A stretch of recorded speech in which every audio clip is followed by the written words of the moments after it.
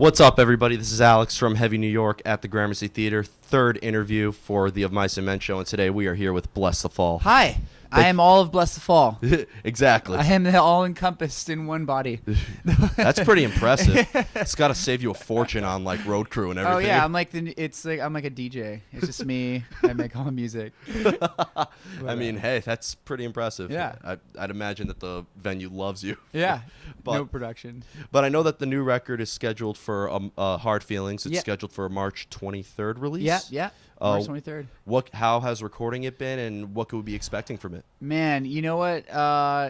It was a great process. It was a great writing process. There was a lot that went into it. It was sort of we felt like this was a turning point for our band as far as we have a new record label now. We're with Rise Records, and they are awesome, man. And they made us feel like we were important, and they made us feel like we were a commodity again, and that we were important to the music scene, and it kind of helped fuel the fire to write the album. And so with that, we got in the studio, and we wrote a bunch of. There's 10 tracks, and I want to say it's 10 out of 10. We didn't put any filler on there. We didn't want to, we could have put maybe 13 or 14 songs. But it's like 10, like these are the best songs, So that's kind of where the focus was. Let's give someone, 10 absolute bangers. Like we didn't want to, a lot of people are putting out singles now, right? It's like, just here's a single once a month, which is a cool, way to do it. But for us, we still believe in that we have a spark of hope for the old school fans that like listening to full albums front to back. Of course. And that's sort of how we organize the songs. We scrutinize the track listing and got them from 1 to 10. And really it takes you on a ride when you listen to it. So you wrote 15, but only picked 10. Yeah, there's always there's always the songs that don't make the chopping block, but. You ever worried it's going to be on a B-side record and just be the biggest hit you guys ever had?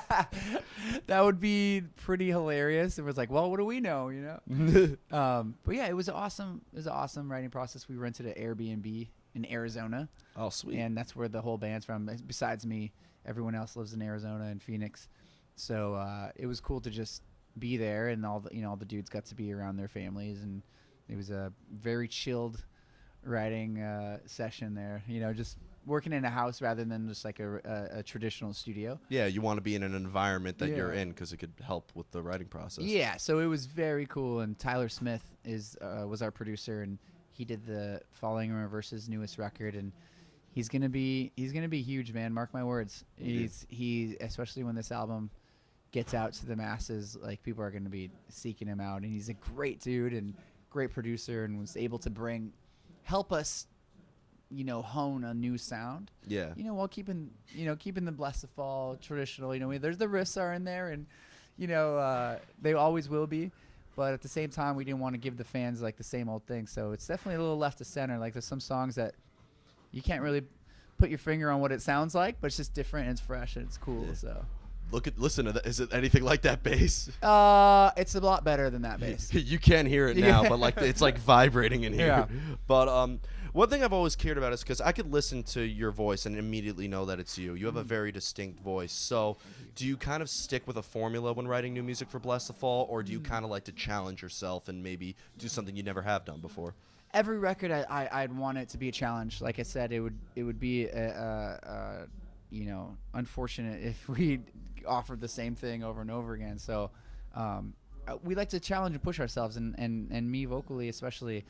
I think this is the most dynamic album, I would say, as far as I'm not just singing up here the whole time, Mm-hmm. So I definitely discovered some different range of my voice, of course, on this album. So it's gonna be cool. I think the fans are gonna hear a part of me they never have before, and I think it's just part of growth.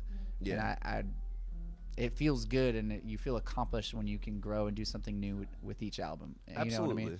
So we're lucky. We're lucky band to be able to do this for this many years. Absolutely. I remember when Witness was just fresh out, and everybody in high school was just have you heard of Blessthefall? Have you heard of Blessthefall? Mm-hmm. And it's absolutely incredible how much you've done since then. Yeah, and it's been an up and down. It's been a ride. It's been a journey. And for us, I love that we have a lot of the old school fans that are coming out, and they're getting a little bit older now. But then there's a fresh, there's always a fresh influx of kids who discover us, and it makes us feel good. Like we're still, important. So Absolutely. yeah, so you get like young crowd, half young crowd and then half like the older fans. So it's good. It's good to have a diverse crowd. And kind of going into the next question, you're touring with Of Mice and Men today, but I know you guys have played with bands like As I Lay Dying, who's fairly different. You've toured with bands like New Year's Day, which is fairly different. So I'd imagine you have you see a different audience depending on who you're playing with, right? Yeah, totally. Like Of Mice and Men has had, they started in the scene, but they have a great like radio presence, let's say, right? Yeah. Which our band does. Like we've never really like tapped into that world. So so there is like like I said, half the crowd will be like the younger crowd, and they're like moshing and everything else, and then like there's about a good group of people who seem like I guess like the radio-esque crowd, like the more I don't know, active rock or whatever the label might be, and whatever so category you want to put it in. Yeah, whatever category you want to put it in, but it's noticeable, and you see, they got a beer and they're hanging out, and they're like, they don't really want to like mosh, they want to watch and enjoy the music, and it's cool to see, and it's cool to play. Obviously our grassroots are like, we're very like we like the punk rock vibe, and everyone like it's crowd surfing and everything else, so that's part of it, but it's cool, and we can appreciate that there is a different crowd out there. Of course. That may have never ever heard of us or watched us play before, and now they're here and they're going, holy shit, this band is fucking jumping around like maniacs, and all these kids are like running in a circle, and like it's crazy. So absolutely. Yeah, it's cool, and we appreciate it. We appreciate the diverse crowd, and we embrace it. Yeah. Yeah. Now, one thing I've always loved about Blessthefall is I could tell that your lyrics have a lot of meaning into it, and they could really relate to some people.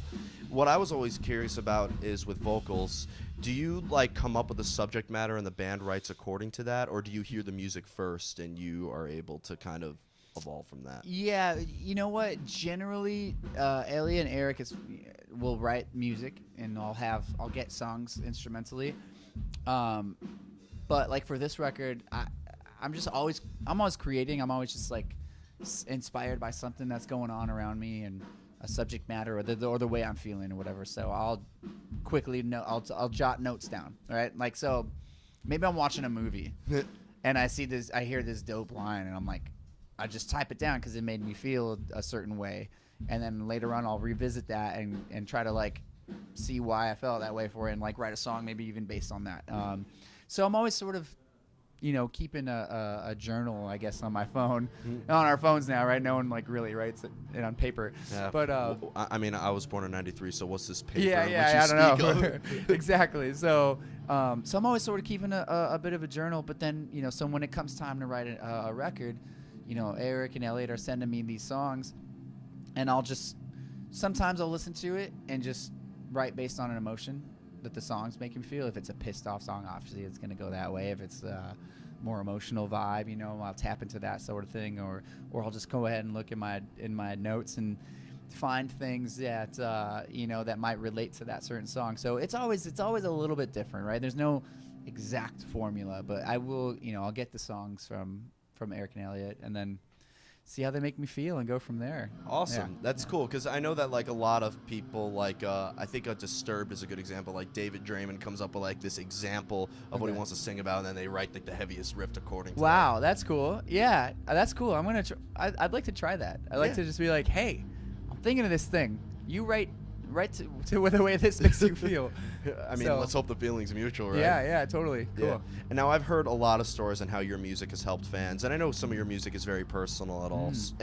But when your music speaks to a fan in a certain way, do you look at that song completely different than what you were when you're writing it? Totally. And I mean, there's everyone, music is very relative, and it can make you feel a certain way about, it's when you heard 590, it's going to make you feel a certain way than, the kid next to you at a show is feeling about it.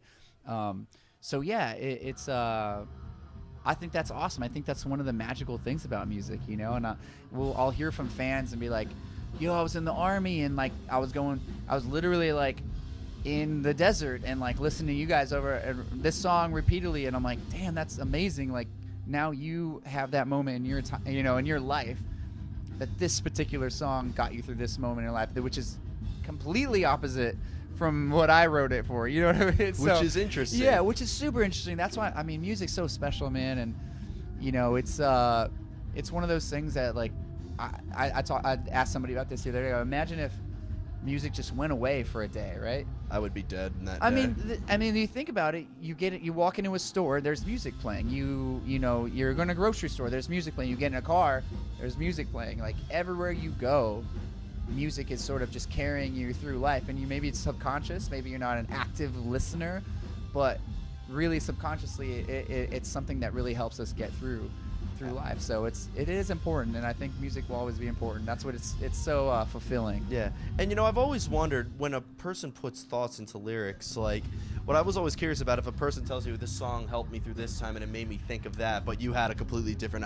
Oh yeah. I was always worried for vocalists that sometimes it would be disappointing. I was like, oh, you didn't hear what I was saying in it, Yeah. But that's never been the case. Yeah, for you. yeah. Has it? No. I love that it does, and I embrace it, and I actually like would encourage people to feel different ways about it and have, you know what I mean, and have these different specific unique moments in their life, for certain songs of ours. Yeah, absolutely. So you have a brand new record coming out March 23rd. March 23rd, Hard Feelings. Obviously there's going to be a lot of touring coming up. What could we be expecting from Blessthefall? Yeah, we're going out after this. We're going out with Asking Alexandria and Black Veil Brides. They're killing it right now on their current tour. Yeah, they're smashing it, and Asking's great friends of ours, like really good friends, and we're stoked to get out there, and we've met the Black Veil dudes. They're nice. We've done Warped Tour with them. Hopefully we'll get to know them a little bit better. But yeah, it's gonna be fun. It's like the third leg of this massive tour that they're doing, and we were lucky enough that they invited us out, and I think it's an opportunity to play in front of a new crowd, and a lot of people that probably haven't even maybe not heard of us or haven't gone out and watched the show, so it'll be good to be in front of a lot of fresh faces. Absolutely. Yeah, absolutely. It's always great to play to a new crowd, not knowing what to expect. Totally. Yeah. It's gonna be great. Well, I want to truly thank you so much for your time. Yeah. We are here with Blessthefall at the Gramercy Theater. This is Alex from Heavy New York. Be sure to pick up their new record, Hard Feelings, coming out March 23rd. I already know it's going to be completely badass, and we'll see you next time on Heavy New York. All right.